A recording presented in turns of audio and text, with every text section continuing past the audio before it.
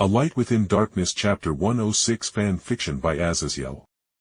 Time passed by as the Tau were at this point well used to dealing with the invasions of the Orks and seeing as I had destroyed via sealing it an active lava flow.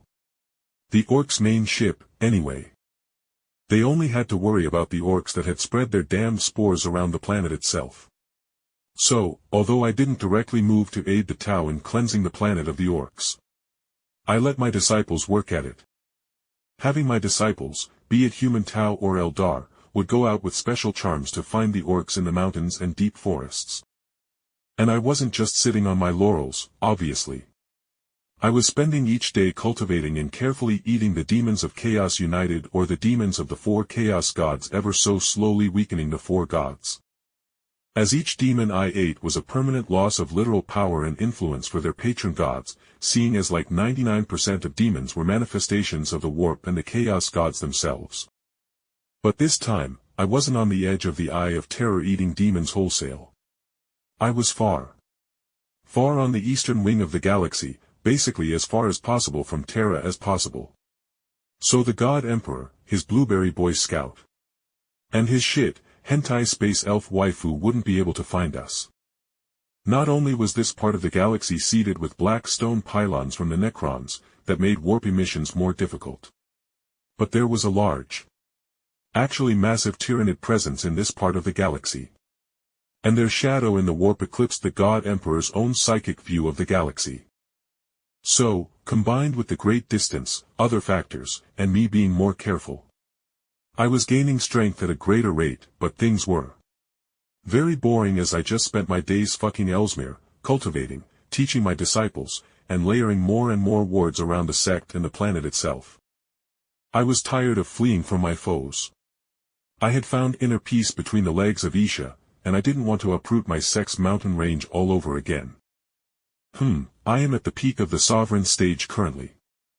I am probably needing another week of absorbing more demons to hit the breakthrough point. I mused as I could feel my energy refinement was nearly at its peak. And now it was time for me to begin the process of shedding my mortality to transform my chi into immortal chi as I entered the divine origin realm. But as I considered the next realm, I couldn't help a wry smile as even with immortal chi, my lifespan would only be jumping up from my current extended lifespan of 800 years to 10,000 years. A so-called immortal with only 10,000 years of lifespan. To say nothing of the Primarchs and the Big E, all the other Eldar have a longer lifespan. I muttered to myself in amusement as I imagined how Isha would just pat my head to comfort me at my poor lifespan. I sighed and then, with a hum of thought, I muttered. What makes a perpetual immortal is the real question. How do their souls retain its strength over the millennia? I mused before shrugging as I smiled at the following thought that came to mind. As Isha and I had already made a plan for when she was going to give birth, which would be as I was breaking through to the immortal stages of cultivation. So that my own breakthrough would be hidden by the very birth of the literal God in her womb. I took a deep breath before exhaling. All right. Time to hide my own growth behind the birth of my son. Geez, that's a weird thought. I muttered before the air in the demon kiln glowed as I tore a hole into the warp and began devouring the demons within. The birth of a god was anything but a gentle ripple in the warp. The birth of Ammonius Ra was heralded by seers, chaos sorcerers, and the astropaths of the Imperium being blinded as a second sun was born within the Sea of Souls. But unlike the harsh bright light that was the God Emperor of humanity, the human/elderly god of the stars was a swirling tapestry of stars that carried a song of tempered lights of different power.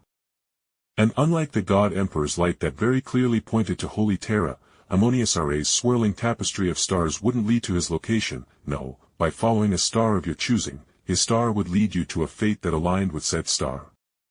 In comparison to my son's birth, that created a minor warp storm around the planet and the surrounding sector, which the planet's wards easily dealt with. My breakthrough to the divine stage of divine origin realm was utterly unremarkable and easy due to the warp storm around the planet, allowing me to absorb plenty of energy for my breakthrough. I can already tell. You are going to be a little heartbreaker. I muttered as I held my son in my arms, even as I sealed his innate powers. As obviously I didn't want him flaring his power and getting attention from literally all the assholes in the galaxy. Though now that I had entered the divine stages of cultivation, I was confident in fighting a demon Primarch or just another Primarch-level entity on my own. But fighting the Emperor, or Khorne himself, to say nothing of dealing with Slaanesh or Tzeentch trying to pull some shit. Yeah, I was going to be a little shitter and I was going to happily squat on this damned planet in the middle of nowhere for the next millennia if I could help it.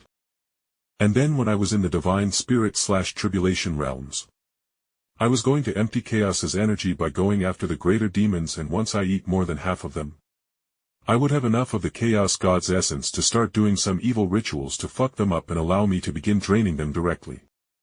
My cooing at Ammonius Ra earned a childish giggle as the elf-eared baby swatted at me with his arm, making me chuckle further as I held my son while Isha took a small rest.